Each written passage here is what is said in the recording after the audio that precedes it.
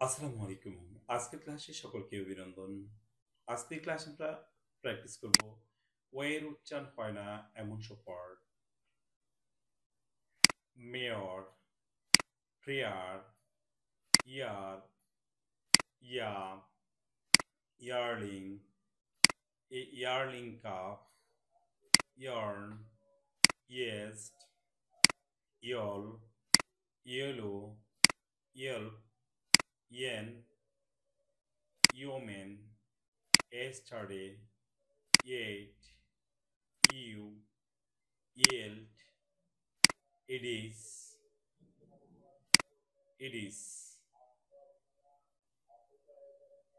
এখানে আমাদের জেনে রাখা ভালো ইংলিশের ২৬টি অক্ষরের মধ্যে এখানে F L F I J M O Q R S V X Z এদের তেমন কোনো সাইলেন্ট লেটার নেই।